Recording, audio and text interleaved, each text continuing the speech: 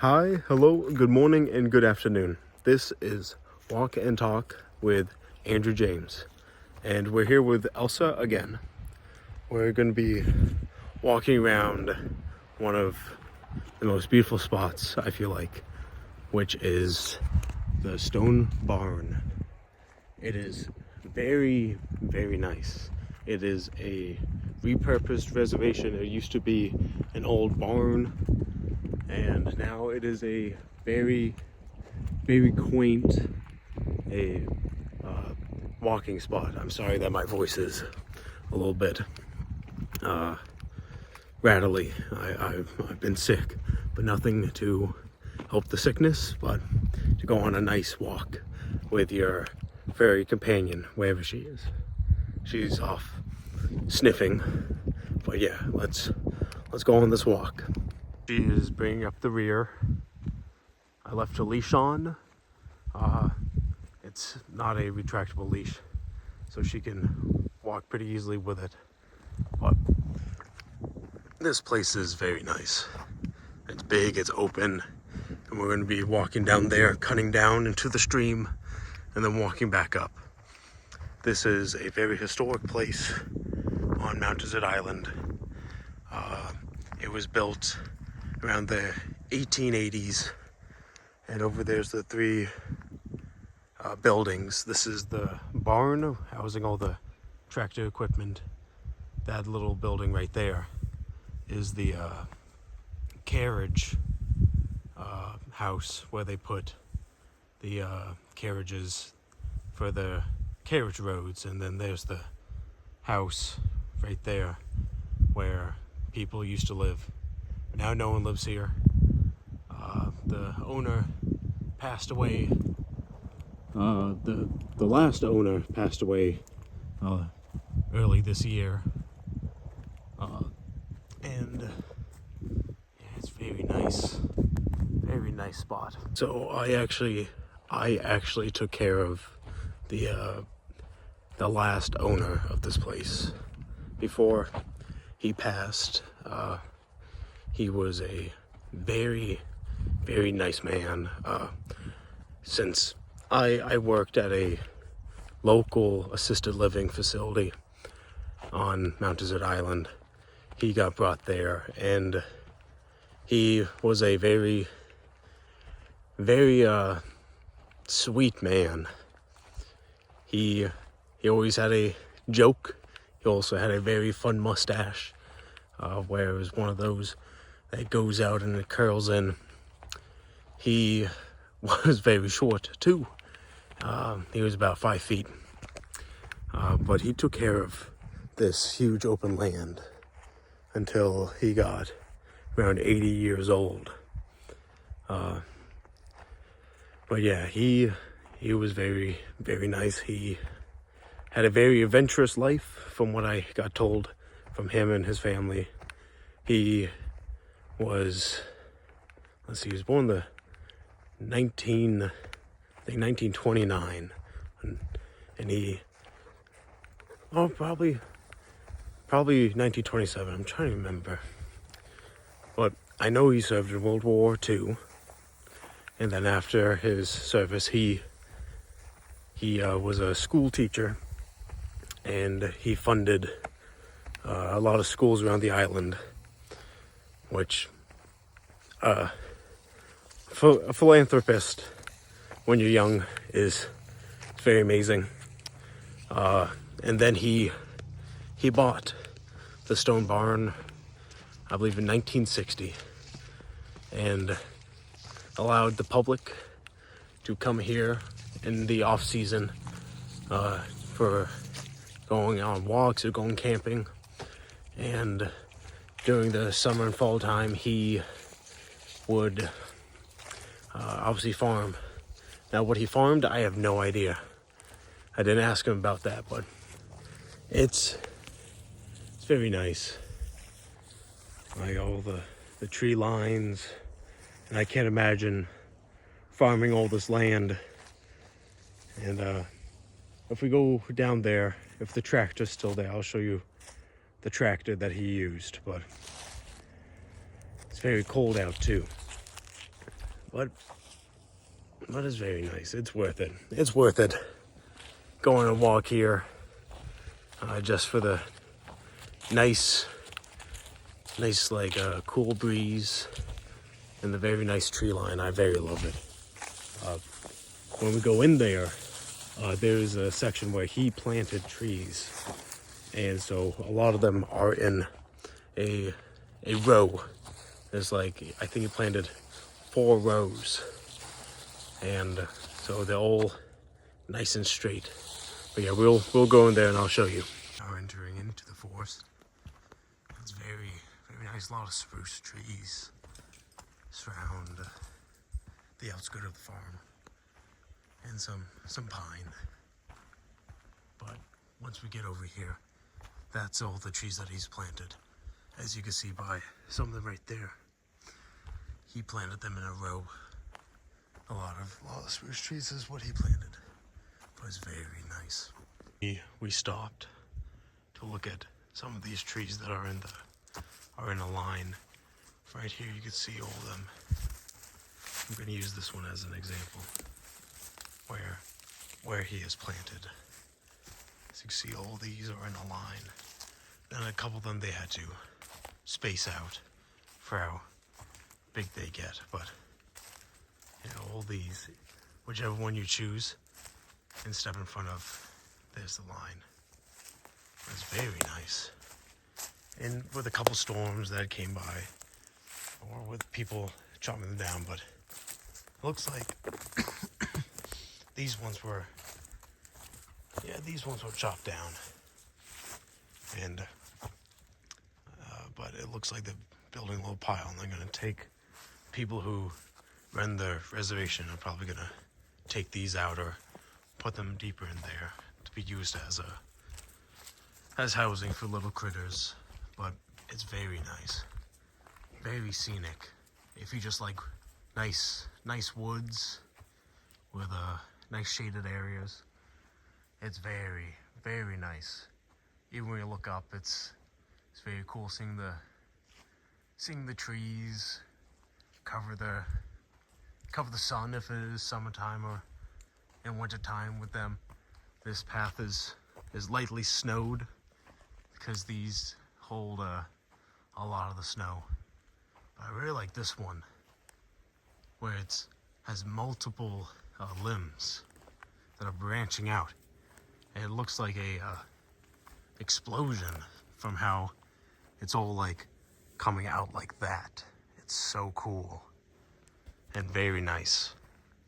And I haven't really thought of a topic to discuss about, but I would like for you guys to let me know if you guys like the topics or just want me to just talk about random stuff.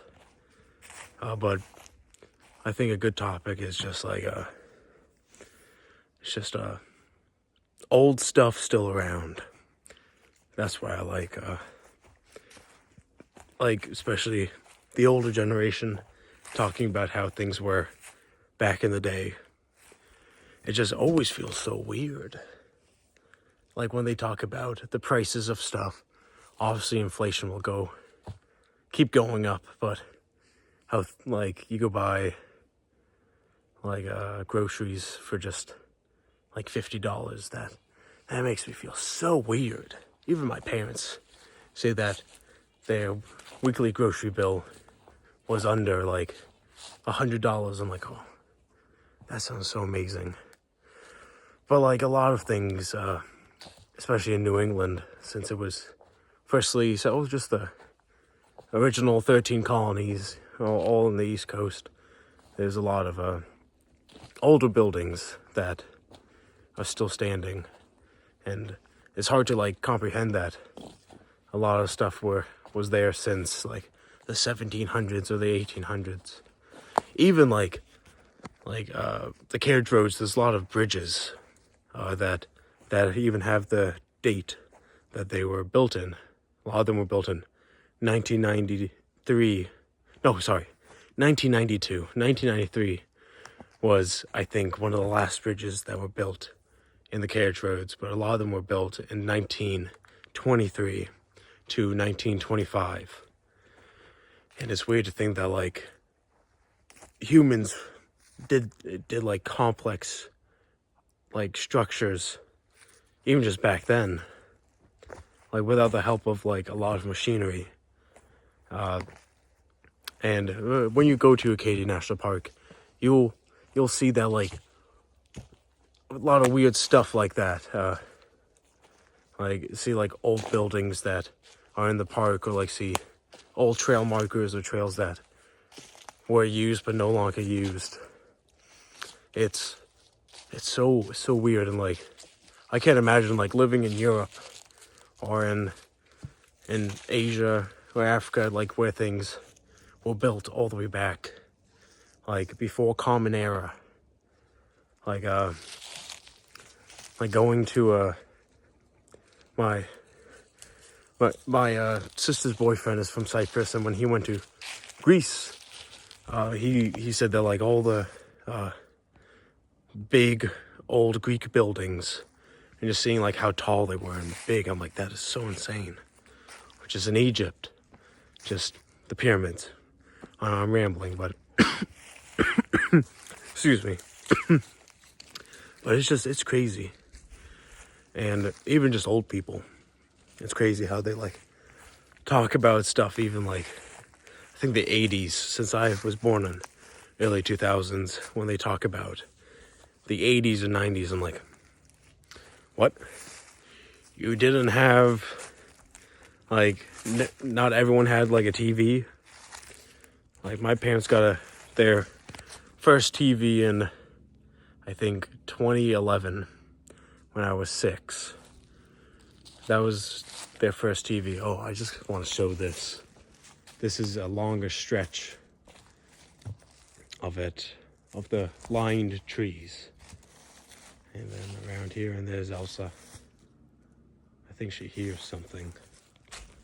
And there's a lot of deer that come over here. And that's another thing, like animals that live a long time. Like I saw a article about a turtle that has been around since like the 1860s something, and it was just crazy. I'm like, what? Like, imagine being that old, like, and seeing, especially in the last like 120 years, like just how everything changed. Like we weren't able to fly, or like have like good aerodynamics till World War One, and then transportation in a whole like was really revolutionized in the 1900s, and it's just so insane to think that like it's only been like 100 years since that has happened, or just even like living like now it's more common for like there to be a living room in people's houses than like just having a kitchen, bathroom, beds, and then just like hallways. It's insane. And I wonder what's going to happen the next 100 years, where like what things will change and what things will be adapted. Because I feel like as humans, and like, or just as Earth, everything should adapt. Like that's just evolution. Like we're here, and we're here because we adapted to just situations. Like I'm sorry. I'm rambling a little bit again. One of my favorite subjects has to be evolution. It's or just like human biology, anthropology. It's my nerdy geeky brain going off. Like I love evolution and talking about, or if you're religious, Darwinism. If people are like religious, I absolutely love like the experiment that Darwin did with Galapagos finches, where what he did was, in certain seasons and with certain seeds, and where they were placed, where if seeds were on grass beds, bottom of the mountain, and were small, they would develop very thin and narrow beaks. But if they were on mountains, they would go bigger, and then the finches will grow wider and or just bigger beaks. And they would do that every single like season of nuts that would be dropped from just seedlings. And it's just it's so cool. And like as humans, we've done that. Like that's why we have ethnicities. Like the first human ancestor was Australopithecus africanus. And Australopithecus africanus was a bipedal primate, where they had opposable, like all primates have opposable thumbs. Sorry, had more narrow feet instead of gripped feet, and then through that we evolved, and I think there's 24 hominid species. I could be wrong. I have sick brain right now, so I can't really think that good, but I just want to show this little brief intermission. We're on the edge of the woods right now. Just looking over is so nice. It's very, very beautiful. That big tree over there, and that's where a lot of my family, when we had picnics out here, we would sit right over there, and like us as kids, me and my cousins and siblings would run across here, play tag or manhunt, stuff like that, and my family would sit all the way over there, just watch us run around. I think it's been a while since I've been all the way up here.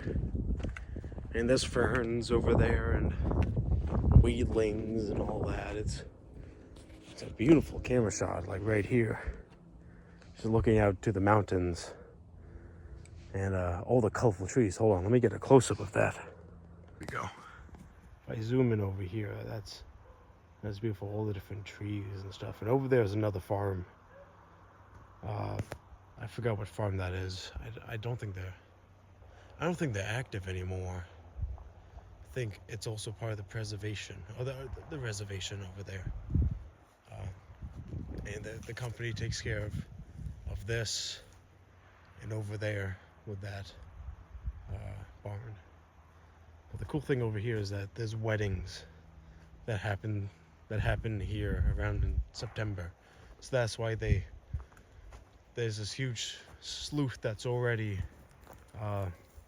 cut down, because they have weddings, and the weddings are, from what I know, is fairly cheap to rent it out for a day. They provide a big tent right there. I'm going to sit on this bench and talk a little more. I do want to apologize for my rambling. It's pretty incoherent right now. What I'm talking about, I've talked about my previous client that I worked for, then talked about old people, talked about old buildings, then talked about evolution, Charles Darwin, and all that stuff. I'm sorry. I just want to apologize to everyone. I definitely next week I will be less sick, so I'll be able to talk more clearer and like be more coherent. But I'll just basically show this, just also waving through the last big part of the weeds. And I think that over there here, I'll go over there and see. I think these are feathers. Let me go over and check that out. A place like this is Wonderland. It's in Southwest, and it's got the same vibe. but it's a little bit less open. You're more in the woods, but it leads, the end of the path leads to the shoreline, and it's really open, and it's very nice. Since I live in Southwest Harbor, and if I want to go to a quick walk, I usually go there and walk around. It's very nice. But for the past couple times, when you go down to the southern side of the island, for some reason it's more rainy. I never understood that. For how small the island is, it's usually rainier like down there than up here. I don't know if it's because the mainland or something, but but it's very nice down there. I do recommend, if you want a less touristy spot, definitely go to Southwest or just the southern half of the island. There is less to do there, but it's less touristy. Definitely, I recommend going there, having an Airbnb, and then just going to Bar Harbor when you want to. It makes it a lot easier for both locals, less people in Bar Harbor, and for tourists having a more open spot to stay there for vacation. Here we go. If I zoom in over here, that's beautiful, all the different trees and stuff. And over there is another farm. I forgot what farm that is. I don't think they're active anymore. I think it's also part of the preservation, or the reservation over there. And the company takes care of this and over there with that barn. But the cool thing over here is that there's weddings that happen here around in September. So that's why there's this huge slough that's already cut down, because they have weddings, and the weddings are, from what I know of, is fairly cheap to rent it out for a day. They provide a big tent right there. I'm going to sit on this bench and talk a little more. I think one of the coolest things about just old structures is just wondering what it was like when it was first built or first lived in. Especially here, I think it would be amazing to wake up right here, and this is your backyard. Just how spacious it is, and like how much land you have, and we've only walked half of it. There's entire back half that leads to a stream it's so beautiful. The stream connects to a small pond close by here, and it's very beautiful. If you're able to kayak from here to the lake, it's very nice. Elsa's just sitting there watching another dog. She's very curious right now. I'm not holding the leash right now, so if she wants to go over and say hello, she's more than welcome to. But one of the structures that two of them that I'm very like amazed about is the Criterion in Bar Harbor. My family built that back in 1932. It was my great-grandfather. His name was George McKay. He was a rum runner back in the day, and I never met him. He passed away way before I was born, and he sounded like a cool dude. But he built that movie theater. It was the first movie theater, I believe, in New England. But it's a very cool structure. If you're here during the summertime, you should definitely go in, and they do live shows every weekend during the summer, or just stop by and do a tour. It's amazing. It's all the same furniture that's used. with obviously some they get new cushions and all that, but the same structural build, and they have this huge chandelier that's in the movie theater, and the same toilet seats, which I think is really funny. But it's very beautiful in there, and I'll probably do a video this summer going through Bar Harbor and showing my favorite spots, and like what spots are too touristy and what spots locals go to, or just best parts of the island.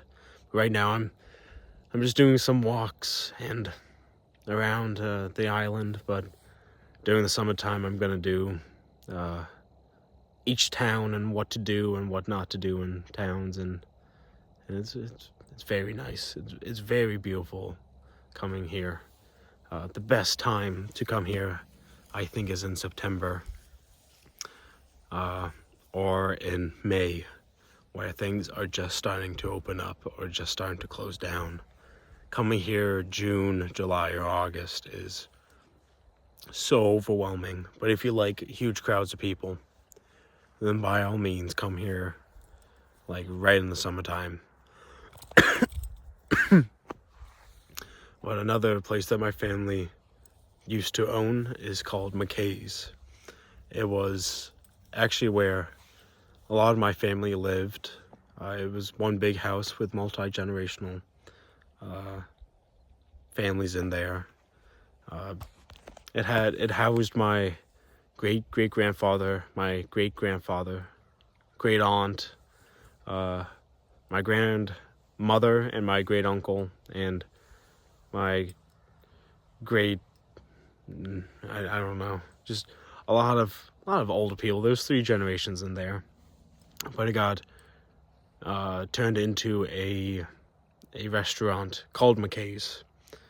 That was the only signing agreement, is that the name of the place has to be the family name, and it's very nice. It's a little expensive to eat there, but it's a great view. You're in downtown Bar Harbor, and going in there, it's beautiful.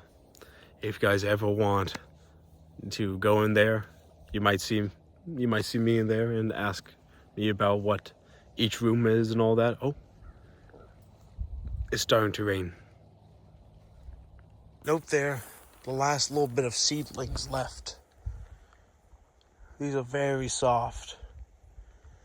Like it feels like it should belong in, in a pillow for how soft it is. Let me see if I can let it go. Oh, there we go. But they're all over there. The last little bit of them find their place so they can settle down in this huge open field.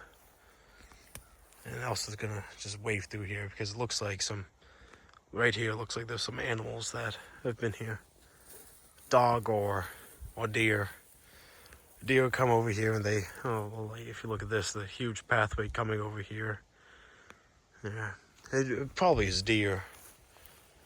The way that you can know if animals have been around is all over here, all the tall grass. You don't look at that.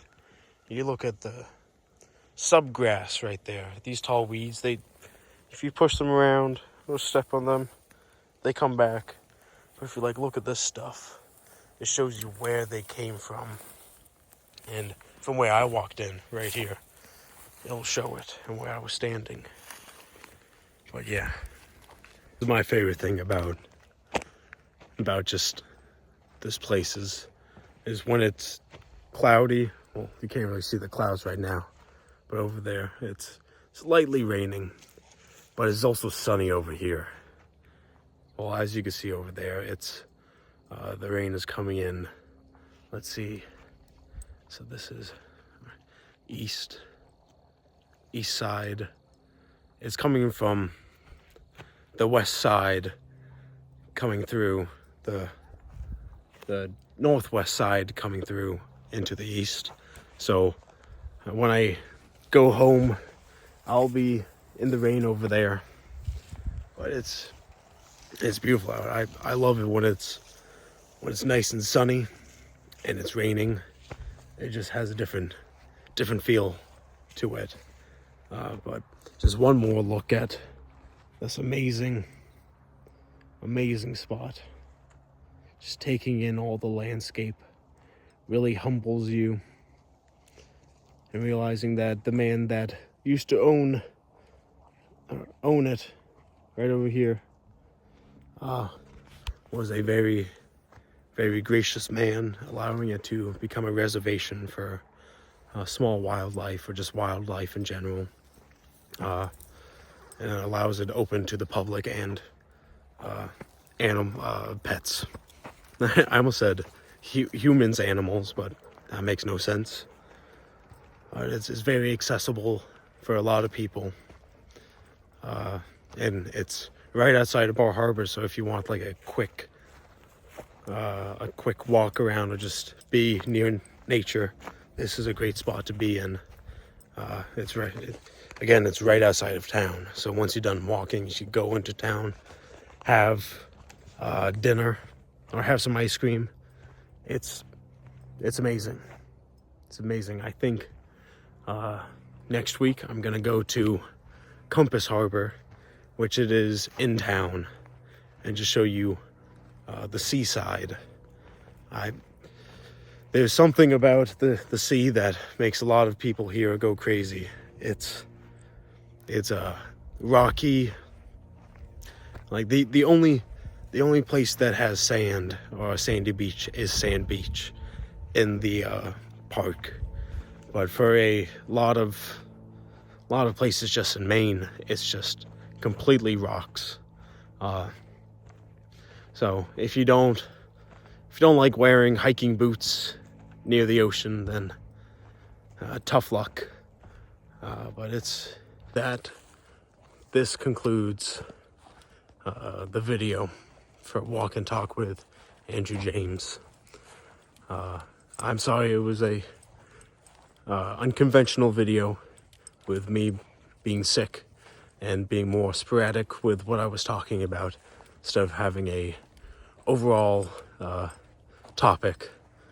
But if you guys like this type of video and want me to do it more, or just do it instead of doing topics, please let me know in the comments. I would really appreciate that. I like to gauge what people do and do not like me talking about, or have suggestions. I do really appreciate that. And I just want to do one more quick round of where I'm walking. It looks very cool right here, and then the sky, very nice. But thank you so much for watching, everyone. I do really appreciate it, and I hope everybody has an amazing day.